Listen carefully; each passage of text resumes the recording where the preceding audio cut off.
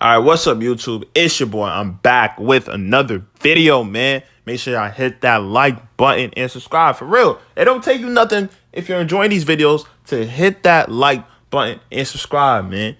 You guys can do it, man. Make sure y'all share these videos too. You know, we are on the road to 6K. As we know, man, the grind never stops, bro. I'm gonna keep uploading after each episode. Oh, this show keeps on getting better, man. So today we got Power Book 3, Raising Kanan, Season 3, Episode 3, man. And this episode was definitely very interesting. I looked at this more as a build-up episode. No murders in this episode, but there was still a lot going on. So today, y'all know what I'll do. I'm going to be talking about the main things that happened in this episode. Let's get to it. First, we're seeing the growth of Kanan's character, man. Kanan is now the leader. He's now telling others where to go.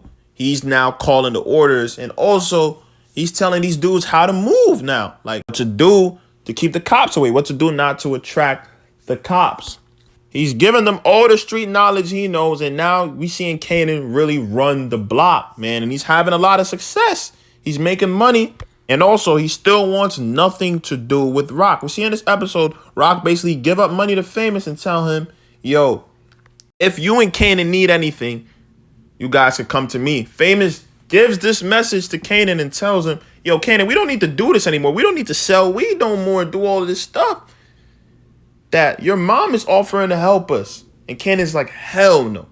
I don't want nothing to do with her. You're never supposed to take nothing from her. And you can see Kanan gets on Famous' ass. He ends up smacking him like, yo, you're slacking. Basically like tighten up. Never take stuff from my mom. We're basically going to run things how I want it to be ran.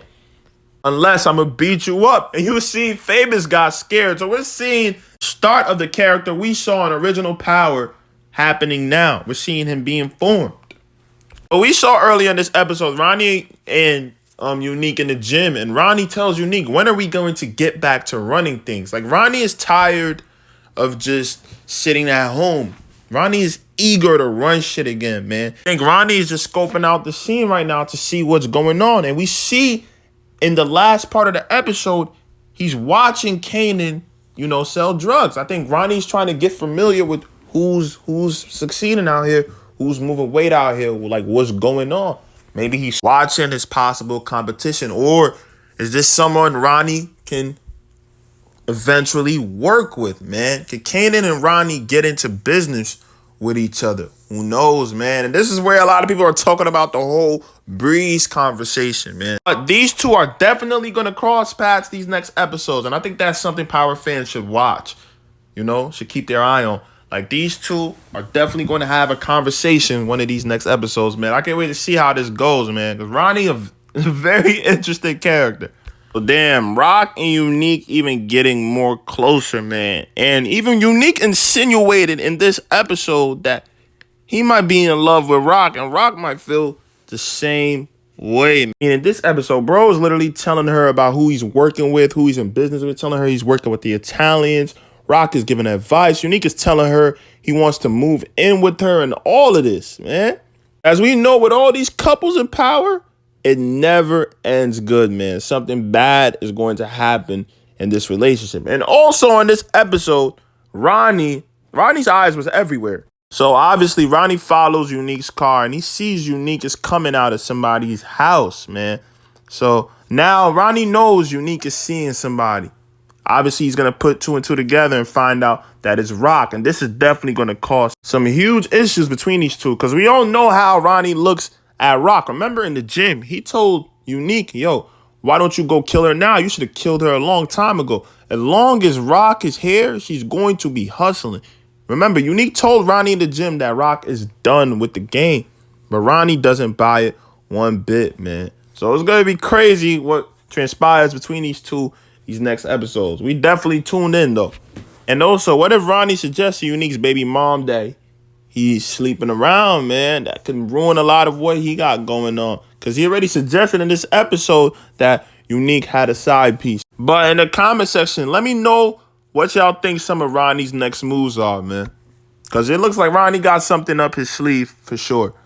Oh man, remember what I was telling y'all about Doyle last episode? Howard then finds out from his cap this episode that Doyle is the one pressing the feds and pressuring them about Burke's death. She won't leave it alone. So Howard goes and tries to talk to Doyle to convince her to drop all of this. He's saying that we all know and love Burke. I wish I was there to stop her from killing herself. We all know Burke didn't want to do this job. She thought that she wasn't built out for this job. He keeps telling Doyle to just leave this IED stuff alone, man. This is not how we should want her to be remembered. But then Doyle brings this up. She tells Howard that Shannon Burke told me that if she died, it wouldn't be what it looked like. Basically insinuating that this wasn't a suicide. But Howard responds to this that it looked like she was really unhappy and the rest of us missed all of these warning signs. Howard is trying his best to convince Doyle to just leave this whole thing alone. At the end, Howard tells her, yo, I just wanted to check on you. Take care. If you need anything, I'm here. And we see Doyle kind of get emotional, man. Something's telling me Doyle isn't going to leave this whole situation alone. And I think Howard has that in his mind. Like, yo, I don't know if she's going to actually do it, man. And we all know this puts Howard in jeopardy because he is the killer. Now, if the feds get more in depth with this and find out some new details and info, it's over for Howard. Which makes me think, what is Howard's plans with Doyle, man? If she doesn't comply, what's he going to do? Is he thinking of killing her, man? Do y'all think there's a huge possibility Howard ends up killing Doyle, man? Or that just makes things too hot right now? Let me know in the comment section, man. This whole storyline right here is going to be very important. So, wow, Rock really thinking about leaving this game. She's really serious. I didn't even believe it at first, but wow. Earlier in this episode, we find out that Rock is trying to wash her money, and she finds a perfect idea. She's going to buy the whole beauty salon to wash away all the drug money. But while doing this and she's talking with the dude, we see the cops are on her, and they're taking pictures. They're taking photos of the whole interaction. They're trying to gain insight on what Rock's next moves are, man. So these next episodes, man, Rock has to play it safe. She has to be smarter, and she can't be exposed. Because as we learned in this episode, the feds are all over the whole South Jamaica. So everyone is in question, bro. Do y'all think Rock ends up in jail by the end of this season? Let me know. So in this episode, we learned something about Lulu. We learned that his father was a musician. But we also seen where Lulu's head is headed at for the future.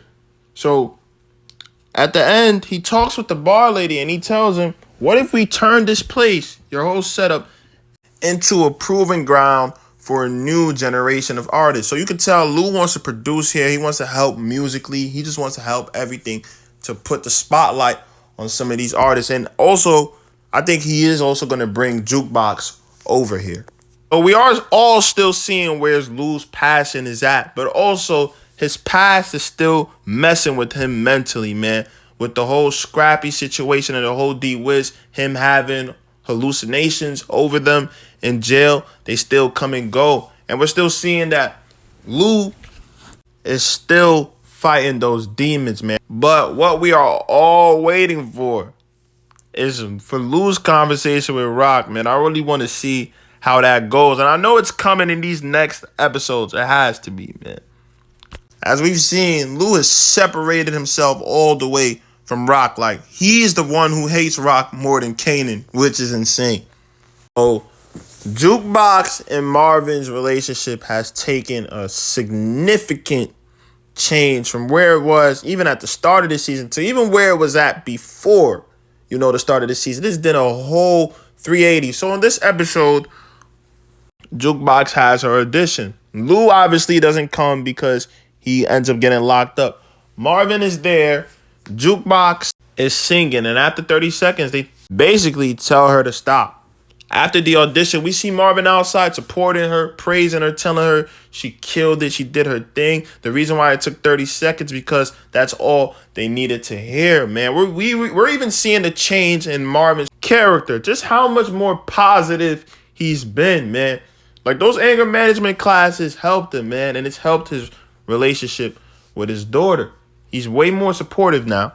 And he cracks a joke, and then we see Jukebox acknowledge him as her dad. I don't think Jukebox has said dad in that light in a long time.